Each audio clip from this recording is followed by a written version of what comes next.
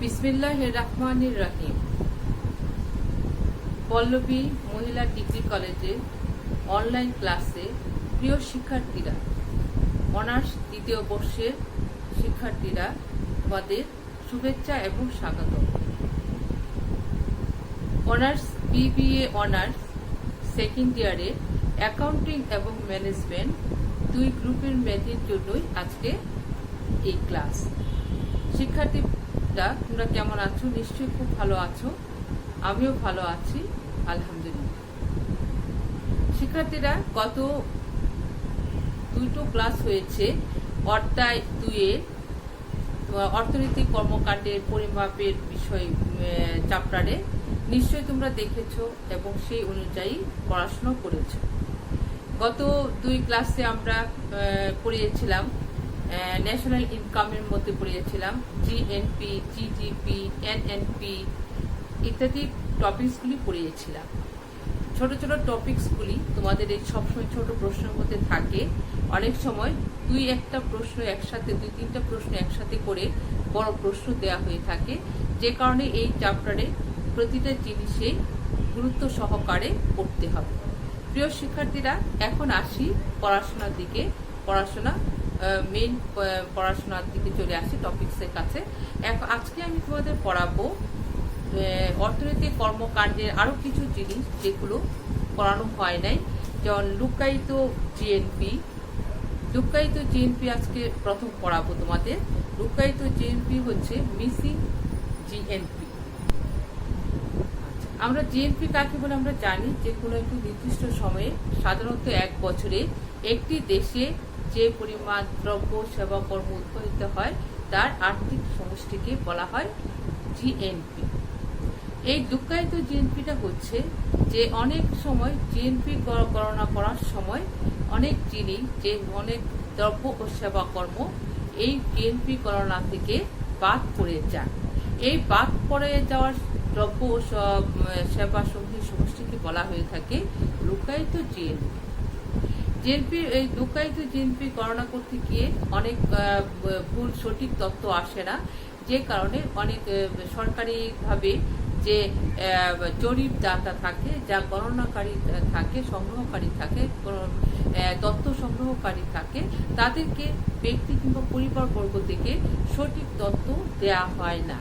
অনেক সময় ট্যাক্স ফাঁকি দেওয়ার জন্য, কর ফাঁকি দেওয়ার জন্য, অর্থাৎ কর বেশি আসার ভয়ে অনেক সময় সঠিক তথ্যটা দেয়া হয় না। এই জন্য পরিবারগুলো যাতে সঠিক তথ্য গোপন রাখার যে প্রবণতা, সেটার জন্য আধুনিক অর্থনীতিবিদরা বলেছেন যে এই লুকায়িত এই যে সঠিক তথ্যগুলি দেওয়া হচ্ছে না, তাতে জাতীয় আয়ের হিসাবের মধ্যে অনেক সমস্যার সৃষ্টি হয়ে থাকে এবং সঠিক তথ্য পাওয়া যায় না। সেই জন্য আধুনিক অর্থনীতিবিদরা এই সম্পর্কে গুরুত্ব আরোপ করেছে। যেমন আমরা জানি যে ডাক্তার, ইঞ্জিনিয়ার, শিক্ষক তাদের বেতনের বাইরেও বাড়তি উপার্জনের সুযোগ রয়েছে। তারা তাদের কর দেওয়ার ভয়ে বাড়তি উপার্জনের কোনো হিসাব জাতীয় আয়ের মধ্যে অন্তর্ভুক্ত করেন না, কিংবা তথ্য সংগ্রহকারী বা যারা সরকারিভাবে তথ্য সংগ্রহ করতে আসে তাদেরকে সঠিক তথ্যটা দেয় না। এই জন্য আধুনিক অর্থনীতিবিদরা এই জাতীয় আয় গণনার সময় এই লুকায়িত জিএনপির প্রতি বেশি গুরুত্ব আরোপ করেছে। প্রিয় শিক্ষার্থীরা, তাহলে আমরা আজকে দেখেছি যে মিসিং জিএনপি কাকে বলে সেটা পড়েছি। এখন আমরা লুকায়িত জিএনপি পড়তে গিয়ে আরো আমরা কতগুলি জিনিস আমরা পড়ব, যে জিনিসগুলো এখন তোমাদের পড়ব। এখন শিক্ষার্থীরা তোমাদের পড়াবো হস্তান্তর পাওনা বা হস্তান্তর ব্যয়, অর্থাৎ ট্রান্সফার পেমেন্ট। হস্তান্তর পাওনা বা হস্তান্তর ব্যয়। হস্তান্তর পাওনা বা হস্তান্তর ব্যয় কাকে বলে আমরা দেখো, যে হস্তান্তর ব্যয় বলতে আমরা বুঝি এক হাত থেকে অন্য হাতে অর্থের স্থানান্তরকে বোঝায়। চলতি উৎপাদনশীল কার্যক্রমের উপর কোনো প্রভাব বিস্তার না করে অর্থনীতির একটি ক্ষেত্র হইতে অপর ক্ষেত্রে অর্থের স্থানান্তরকে বলা হয় হস্তান্তর পাওনা বা হস্তান্তর ব্যয়। অর্থাৎ হস্তান্তর ব্যয় বলতে আমরা জানি যে এক হাত হতে অপর হাতে অর্থের যে অর্থের বা আয়ের স্থানান্তরকে বোঝায়। চলতি উৎপাদনশীল কার্যক্রমের উপর কোনো প্রভাব বিস্তার না করে অর্থনীতির এক কর্মকাণ্ড থেকে অন্য কর্মকাণ্ডে কিংবা অন্য ক্ষেত্রে অর্থের স্থানান্তর করাকে বলা হয়ে থাকে হস্তান্তর পাওনা বা হস্তান্তর ব্যয়। তো বিভিন্ন ধরনের হস্তান্তর পাওনা সম্পর্কে আমরা এখন আলোচনা করব। শিক্ষার্থী বন্ধুরা, বোর্ডে দেখো বিভিন্ন ধরনের হস্তান্তর পাওনা কি কি আছে। এখন দেখো যে 1 নম্বর হলো সরকারি ঋণের জন্য প্রদত্ত সুদ, বৈদেশিক উপহার বা অনুদান, অভ্যন্তরীণ হস্তান্তর, ব্যবসা ক্ষেত্রে হস্তান্তর পাওনা আর সরকারি হস্তান্তর ব্যয়। এগুলি সম্পর্কে আমরা একটু আলোচনা করি। প্রথমেই হলো সরকারি ঋণের জন্য প্রদত্ত সুদ। সরকার অনেক সময় জরুরি অবস্থা মোকাবেলা করার জন্য অথবা যুদ্ধকালীন সময়ে অথবা দেশের যে কোনো প্রাকৃতিক দুর্যোগের সময় এই জরুরি অবস্থায় প্রয়োজনে যে সরকার যে ঋণ গ্রহণ করে থাকে তার জন্য যে প্রদত্ত সুদ পাওয়া হয়, এই প্রদত্ত সুদকে হস্তান্তর ব্যয় হিসাবে ধরা হয়। অর্থাৎ দেশের যখন দুর্যোগ হয় কিংবা বন্যা, মহামারী, জলোচ্ছ্বাস কিংবা যুদ্ধ বিধ্বস্ত হয়, তখন সরকার করেন কি যে ঋণ গ্রহণ করে থাকে এই ঋণের জন্য প্রদত্ত সুদকে হস্তান্তর পাওনা বা হস্তান্তর ব্যয় হিসাবে ধরা হয়। এরপরে কি শিক্ষার্থী বন্ধুরা দেখো, বৈদেশিক উপহার ও অনুদান। কোনো ব্যক্তি বা কোনো জনগণ যদি কোনো বিদেশি উপহার প্রদান করেন, কাউকে বিদেশে কাউকে অনুদান প্রদান করেন কিংবা বিদেশ থেকে সরকার কোনো অনুদান পেলে তা হস্তান্তর পাওনা হিসাবে চিহ্নিত করা হয়ে থাকে। এখন দেখো 3 নাম্বার হলো অভ্যন্তরীণ হস্তান্তর।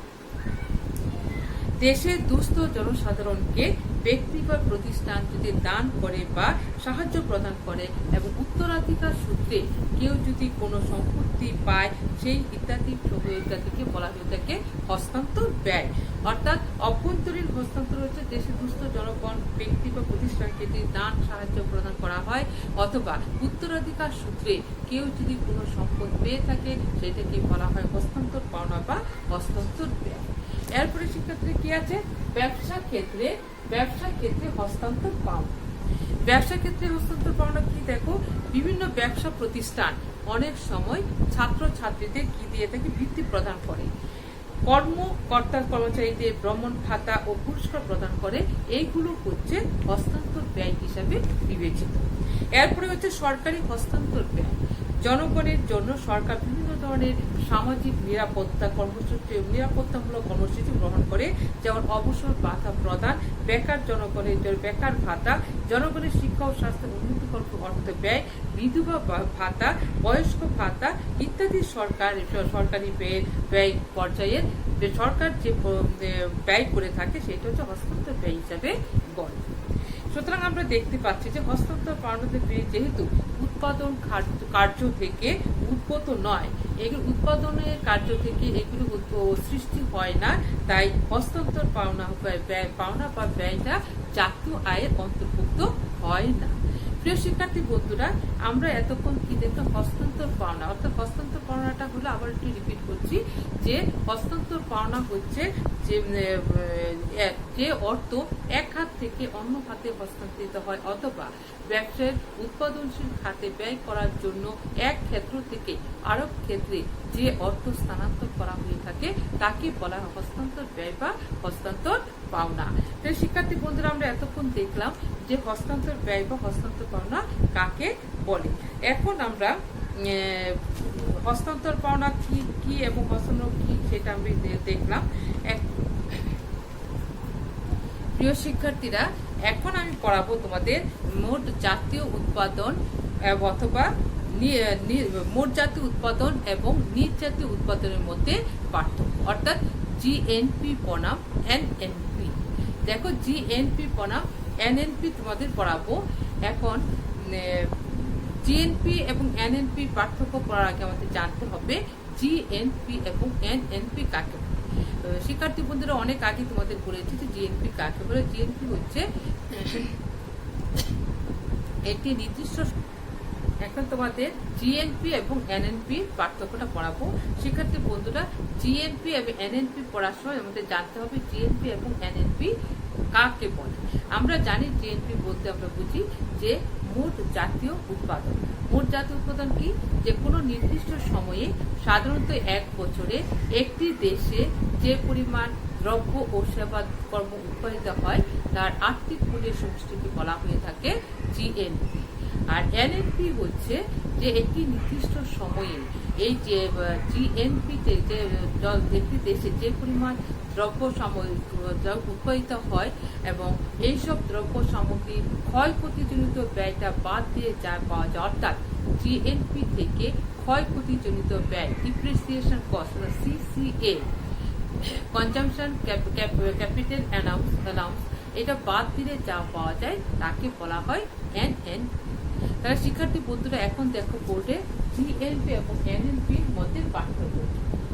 জিএনপি দেখো যে এনএনপির সাথে মূলধনের ক্ষয়ক্ষতিজনিত ব্যয় যোগ করলে জিএনপি পাওয়া যায়, অর্থাৎ GNP NNP plus CCA. CCA হচ্ছে কনজাম্পশন ক্যাপিটাল অ্যালাউন্স। এইটা দেখো এটা এনএনপি থেকে মূলধনের ক্ষয়ক্ষতিজনিত ব্যয় যোগ করতে হবে এনএনপির সাথে, এইটাকে বলা হয়ে থাকে জিএনপি। আর এনএনপি হচ্ছে জিএনপি থেকে সিসিএ, অর্থাৎ এই মূলধনের ক্ষয়ক্ষতিজনিত ব্যয় বাদ দিয়ে যা পাওয়া যায় তাকে বলা হয় এনএনপি। 2 নম্বর দেখো জিএনপি ধারণাটি অনেক বিস্তৃত, কারণ জিএনপি সবকিছু নিয়ে এনএনপি সমস্ত কার্যক্রম নিয়ে জিএনপি অনেক আলোচনা করে থাকে বলে জিএনপি ধারণাটি অনেক বিস্তৃত। আর এনএনপি জিএনপির একটি অংশ মাত্র। 3 নম্বর জিএনপির মাধ্যমে একটি দেশের সঠিক অর্থনৈতিক নির্দেশনা পাওয়া যায় না, কিন্তু এনএনপির মাধ্যমে একটি দেশের সঠিক অর্থনৈতিক নির্দেশনা পাওয়া যায়। 4 নম্বর দেখো জিএনপি হিসাবের মধ্যে মোট বিনিয়োগ আইজি ধরা হয়, অর্থাৎ বিএনপি হিসাবের সময় আইজি, অর্থাৎ দেখো যে সূত্রটা দেখে আমরা বুঝতে পারবো, অর্থাৎ y = c plus IG plus G plus X minus M, অর্থাৎ আইজি হচ্ছে মোট বিনিয়োগ। এই মোট বিনিয়োগটা জাতীয় আয়ের সাথে যোগ হয়। তাহলে আর এনএনপি হিসাবের সময় নেট বিনিয়োগ অর্থাৎ আইএন ধরা হয়, অর্থাৎ দেখো কি, অর্থাৎ হচ্ছে y = c plus IN plus G plus X minus M, অর্থাৎ জিএনপি আলোচনার সময় মোট বিনিয়োগ ধরা হয় আর এনএনপি আলোচনার হিসাবের সময় নেট বিনিয়োগ ধরা হয়ে থাকে। শিক্ষার্থী বন্ধুরা এতক্ষণ আমরা মোট জাতীয় উৎপাদন এবং নিট জাতীয় উৎপাদনের মধ্যে পার্থক্য দেখলাম। ছাত্রীরা এখন দেখো, এখন আমরা পড়াবো মোট জাতীয় উৎপাদন বনাম মোট অভ্যন্তরীণ উৎপাদন, অর্থাৎ জিএনপি বনাম জিডিপি।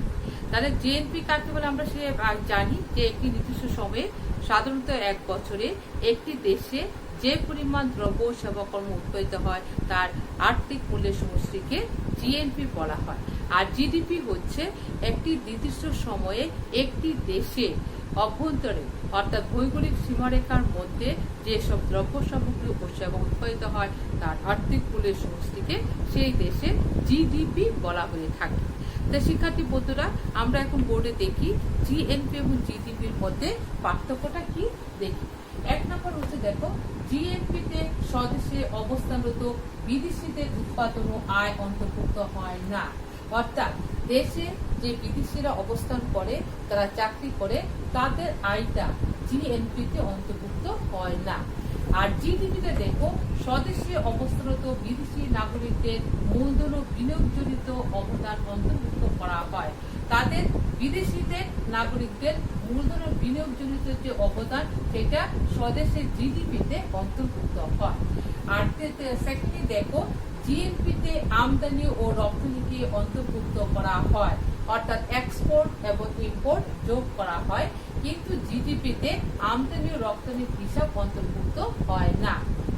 শিক্ষার্থী বন্ধুরা আবার দেখো 3 নম্বর, জিএনপিতে দেশীয় নাগরিক যারা প্রবাসে থাকে তাদের আয় অন্তর্ভুক্ত হয়। দেশীয় নাগরিক যারা বিদেশে থাকে, বাংলাদেশে যেমন মনে করো আমাদের দেশে অনেক লোক বিদেশে কাজ করে, তাদের আয়টা এই জিএনপিতে অন্তর্ভুক্ত হবে, কিন্তু জিডিপিতে প্রবাসী নাগরিকদের তাদের আয়টা জিডিপিতে ওই দেশের জিডিপিতে অন্তর্ভুক্ত হবে না। তারপরে দেখো জিএনপি একটি বিস্তৃত ধারণা, কেননা জিএনপি একটি বিস্তৃত ধারণা কারণ জিএনপির মধ্যেই জিডিপি কে পাওয়া যায়, কিন্তু জিডিপি একটি সংক্ষিপ্ত ধারণা। তাহলে শিক্ষার্থী বন্ধুরা এতক্ষণ আমরা কি বললাম, জিএনপি এবং জিডিপির মধ্যে পার্থক্য দেখলাম। শিক্ষার্থীরা এখন আমরা তোমাদের পড়াবো মূল্য সূচক বা প্রাইস ইন্ডেক্স। মূল্য সূচক কাকে বলে? একটি নির্দিষ্ট সময়ের তুলনায় অন্য কোনো সময়ে পণ্যের মূল্য পরিবর্তনের হার নির্দেশকারী সংখ্যাকে বলা হয়ে থাকে মূল্য সূচক। অর্থাৎ চলতি বছরের মূল্যের সমষ্টিকে ভিত্তি বছরের মূল্যের সমষ্টি দ্বারা ভাগ করলে তা শতকরা হারে প্রকাশ করলে যা পাওয়া যায় তাকে বলা হয় প্রাইস ইন্ডেক্স। অর্থাৎ শিক্ষার্থী বন্ধুরা চলতি বছরকে তুলনায় ভিত্তি বছর মানে পূর্বে যে একটা বছর নির্দিষ্ট বছর তুলতে হবে, সেই নির্দিষ্ট বছরটাকে সেইটা ভাগ করতে হবে, ভাগ করে শতকরা প্রকাশ করা হলে তাকে বলা হয়ে থাকে প্রাইস ইন্ডেক্স বা মূল্য সূচক। অর্থাৎ কোনো নির্দিষ্ট সময়ে তুলনায় অন্য কোনো সময়ে পণ্যের মূল্য পরিবর্তনের হার নির্দেশকারী সংখ্যাকে বলা হয় প্রাইস ইন্ডেক্স বা মূল্য সূচক সংখ্যা। শিক্ষার্থী বন্ধুরা আমরা সূত্রের মাধ্যমে দেখতে পারি। সূত্রটা দেখো, সূত্রটা কি হচ্ছে, সূত্র কি বলছে যে প্রাইস ইন্ডেক্সের সূত্র P0n is equal to summation Pn by summation P0 into 100। দেখো শিক্ষার্থী বন্ধুরা এখানে P0n সমান কি, দেখো ভিত্তি বছরের সাপেক্ষে চলতি বছরের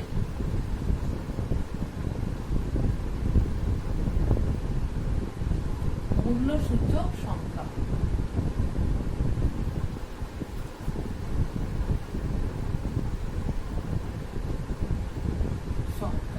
তারপরে সামেশন Pn সমান কি, চলতি বছরের মূল্যের সমান সমষ্টি, চলতি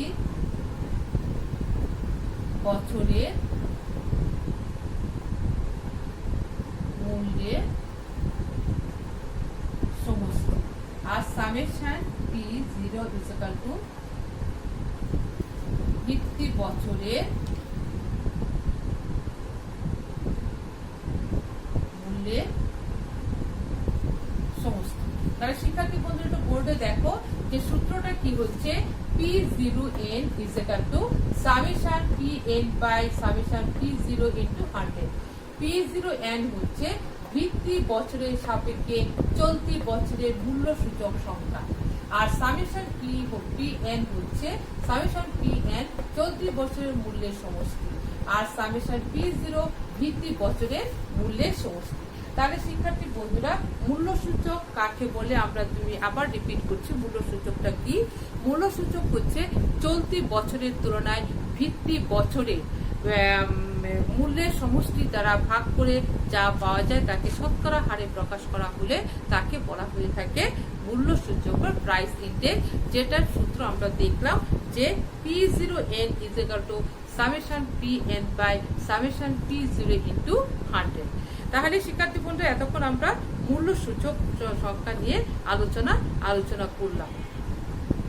শিক্ষার্থীরা এখন তোমাদের পড়াবো মূল্য সূচক নির্ণয়, অর্থাৎ কিভাবে মূল্য সূচক নির্ণয় করা যায়। অর্থাৎ মূল্য সূচকের মাধ্যমে জানা যায় যে কোনো নির্দিষ্ট সময়ান্তে দ্রব্য মূল্য শতকরা কত ভাগ বেড়েছে। এই নিয়ে আমরা জানা যায় যে মূল্য সূচকের মাধ্যমে আমরা কি জানতে পারি যে দ্রব্য মূল্য একটি নির্দিষ্ট সময় আনতে অর্থাৎ ভিত্তি বছরের তুলনায় বর্তমান বছরে কতটুকু দ্রব্যের দাম বেড়েছে কিংবা কি পরিবর্তন হয়েছে সেটা জানা যায়। শিক্ষার্থী বন্ধুরা, এখন আমরা এই তালিকার মাধ্যমে আমরা এইটা দেখব যে মূল্য সূচক কিভাবে নির্ণয় করা যায়। দেখো, এখন বোর্ডের দিকে তাকাও, যে তালিকার মাধ্যমে দেখতে পাচ্ছি যে দ্রব্য মূল্য ছিল P0 2020, এটার ভিত্তি বছর, আর মনে করো বর্তমান মূল্য 2015। তাহলে 2010 সালে চাল, ডাল, চিনি, লবণ, তেল এগুলোর মোট মূল্য ছিল সামেশন P0 হচ্ছে ভিত্তি বছরের মূল্য সামেশন সমষ্টি 220 টাকা। আর এখানে দেখো 2015 থেকে 15 সালে দেখা যাচ্ছে যে চাল, ডাল, চিনি, লবণ, তেল এগুলির মূল্য হচ্ছে 350 টাকা। অর্থাৎ এই 220 থেকে 350 টাকার দাম বেড়েছে। তাহলে এখানে আমরা সূত্রের মাধ্যমে প্রকাশ কিভাবে করব, দেখো সূত্রের মধ্যে আমরা দেখছি, দেখো মূল্য সূচক is equal to summation Pn summation P0 into 100। আচ্ছা, P0 100, তাহলে সামেশন Pn আমরা কত পেলাম? সামেশন Pn হলাম 350।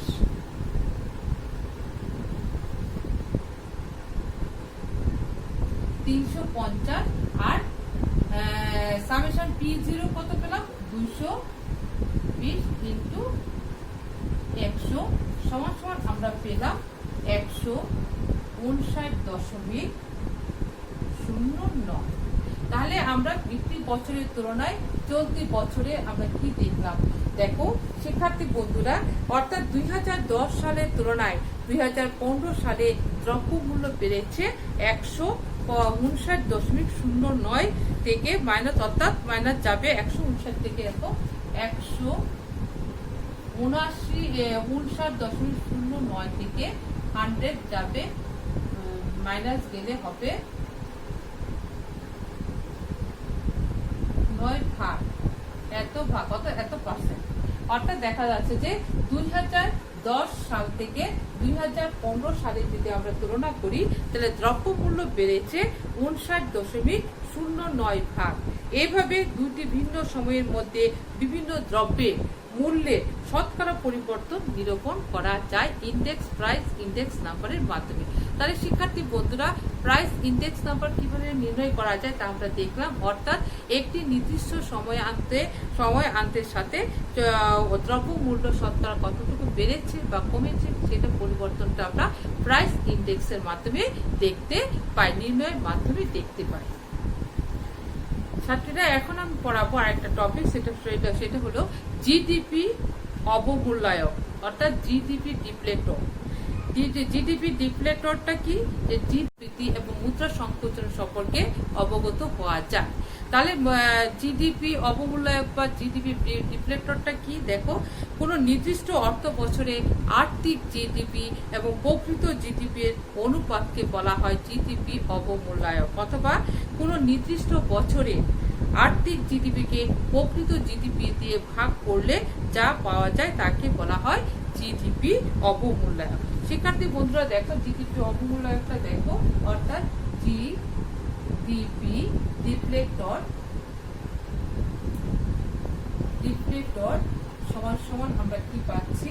আর্থিক জিডিপি